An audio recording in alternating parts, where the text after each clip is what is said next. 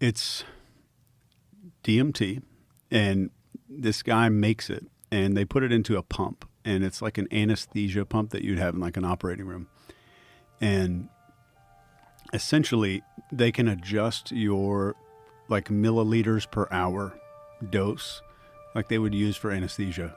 And like they launch you off. You're laying, the space is beautiful. They hold the space really well. And they can... What do you mean by that? They hold the space really well? Like, it's a beautiful space. Like, there's this amazing place where you lay down in the middle of the room. It's like on a really soft pillow thing. And great music on. And, like, it's very calm. And these people are just unbelievably calm and good human beings to take you through the experience.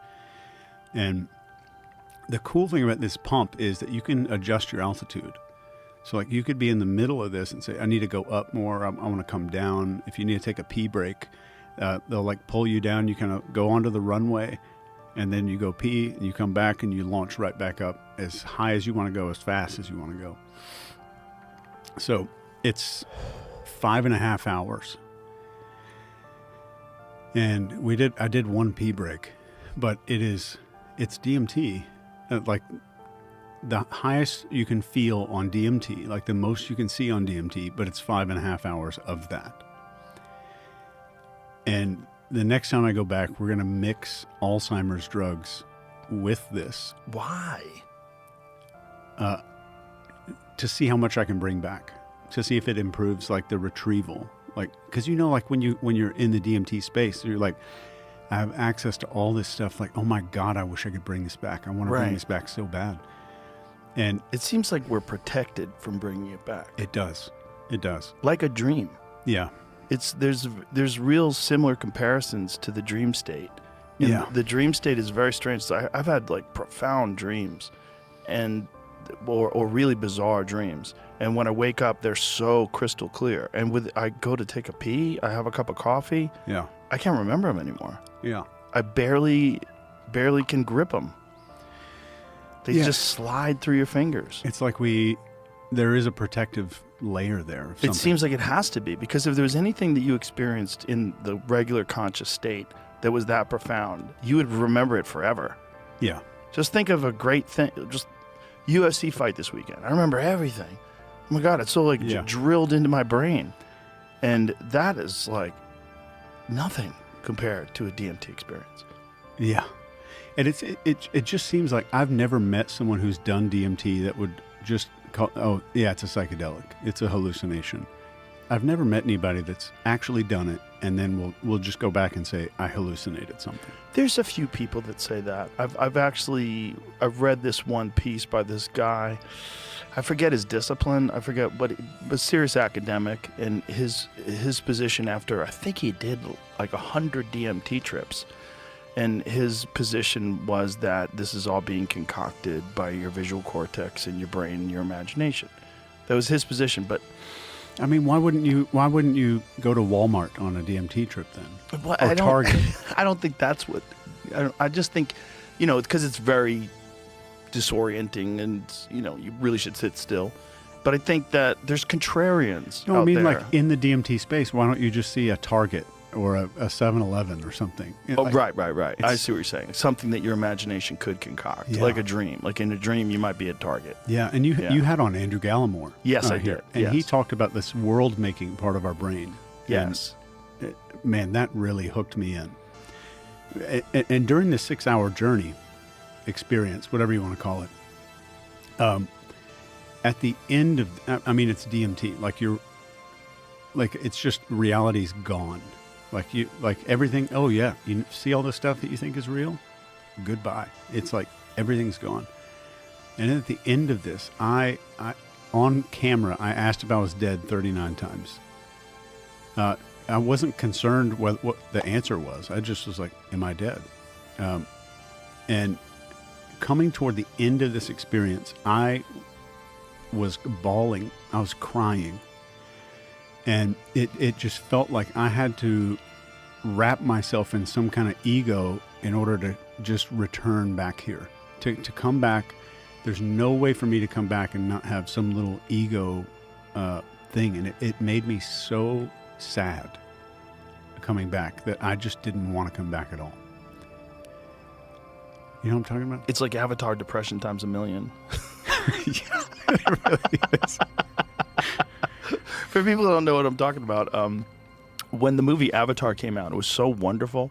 These people seemed like to live such a righteous, peaceful existence in the forest that people came back and they were depressed that they don't live in the Avatar world. Yeah. It was like a psychological condition that was happening with so many different therapists that people started calling it Avatar depression. That's brilliant.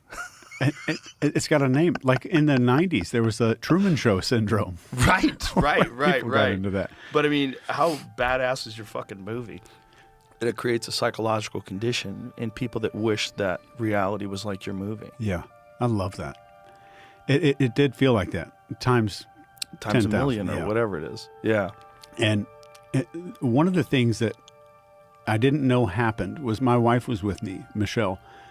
And the night before, when we were at their house, they just said, you can pick a vial. And I said, let Michelle pick a vial. And I was in the other room, and Michelle was with this guy who makes the DMT. And he said, would you like to pray over this DMT? And Michelle did that. And I didn't even know she prayed over it. And the next day, and I'm not saying there's anything here, but when it started, the first thing that happened was like these alien beings or whatever kind of pinned me down on this table and ripped me open, like from pelvis all the way up to my neck, like all the way open. And I could hear my organs kind of moving around inside my body, and they're doing something in me. And the second thing was they pushed my head back up on the table, and this big drill bit went up inside of my nose, like all the way to the back of my head. It didn't hurt. There's no pain or anything. And they were doing that for probably 45 minutes, a long time. And it was freezing cold. And then after this journey, I told Michelle about this, and she's like, that's what I asked them to do. I asked them to fix your heart and your brain. So I have a heart thing going on, and I have a brain disease, which is why I was doing this in the first place. And that was the first thing that happened on the journey. I'm not saying there's causation. Did you get looked at afterwards to see if they did anything? I haven't, because they have to do a PET scan, and it's so much radiation. It's so much radiation. I can't even hug or sleep with my wife or our 2-year-old for like 48 hours. It's a ton of radiation. But yeah, fuck that. Yeah, what is the condition that you have? In the brain, I have mesial temporal sclerosis. Yeah, we talked about this the last time you were here. Yeah, and I had a seizure like the night before. This is the thing that you said that methylene blue was really helping you with. You know how many people have ripped that out of our show and like made commercials for their company and stuff out of it? Oh, I'm used to that. There's so many ads for me selling everything. Yeah. From coffee makers to hard-on pills. And if I don't take methylene blue for a couple of days, I'll go back into seizure territory pretty quickly. Really? Yeah. But I will say, just to go back to this dream thing that you were talking about, the way that I like get people to help like understand this. Like if you're I'll walk you through this really quick. Let's say you're in a dream right now, and I'm just here in your dream. We're chilling out, hanging out. And let's say you don't know it's a dream yet. And I look over and I say, like, what is that UFO spaceship over there? How far is that from your face right now? And you look over at that flying saucer thing. You'd be like, oh, it's like 8 feet or something like that. But then if you know it's a dream and I ask you how far is it, you're still going to say, oh, it's 8 feet. And then I ask, what is it made out of? You're going to say, oh, it's aluminum or, whatever that thing's made out of. But there's no aluminum in your brain, right? So and then I ask again, like, what is it made out of? And you eventually you'll get to a place where you say it's made out of me. It's made out of consciousness. And then I say, what is the distance made out of? That entire 8 feet of distance is also made out of your consciousness. And then I say, well, why did you have to manufacture eyeballs in your dream to see out of? And then what are the photons? Like you're seeing colors and all this stuff in your dream. There's no photons bouncing off of stuff in your dream. The entire body is fabricated. Your eyes are fabricated. Like you're seeing all this stuff without your eyeballs at all. But you made up eyeballs to see it all through. And then the distance, like from you to that flying saucer, you say it's 8 feet. The distance is 0. Like there's not 8 feet inside of your brain. So kind of walk people in to show that everything that you would do, like not in a dream, like sitting here in the studio to prove that this pitcher of water is real, you could do identical. You could do everything in a dream that you would do in waking reality to prove that something is real. And then you realize that the distance between you and that thing is A, made up of consciousness, and B, doesn't exist. Whoa. Does that make sense? It does make sense. It does make sense. Because we assume that because we have tools to measure distance and sound and touch and all those different senses that we possess, that this is what the world's made out of. Yeah. And it makes sense. So like, and there's dream logic, right? So like if you're all of a sudden riding on your rhinoceros to the pizza factory, you're like, oh yeah, it's normal. Right. So if you look at like a galaxy, it matches the shape of DNA. If you look at the toroidal shape of like gravitational stuff, it matches the shape of a red blood cell. You look at an eyeball close up, it looks like a nebula. And if we just look at as above, so below, like any of that is even remotely true, then dreams might tell us more than we think about what's going on here in this, what we call reality. Have you ever seen the comparison between the universe itself and human neural tissue? No. It's bananas. Is it like it's identical. An image? Yeah, it's like an image of the known universe with an image of, is it a brain cell or a human neural cell? I forget which one it was. But when you look at the two of them together, you're like, okay, is this whole thing a giant fractal inside of a fractal? Yeah. Inside of if that's what infinity is. You know, we'd like to think that, like, this is what it looks like. That's a brain cell, and that's the universe. Good Lord. What the fuck? I mean, my gosh. It's the same thing. So it's, at least it looks like the same thing, right? You know, when we think of infinity, we think of what we are here on Earth, that there is no distance that you could travel where you find the end, that the infinite universe just keeps going on. But it's way crazier than that. It might be that the entire infinite universe that doesn't have an end is actually a part of a cell that's in another being, that's in an infinite universe that has no end, that's actually just a part of a cell. Yeah. That's in a part of an infinite, and it goes on and on and on.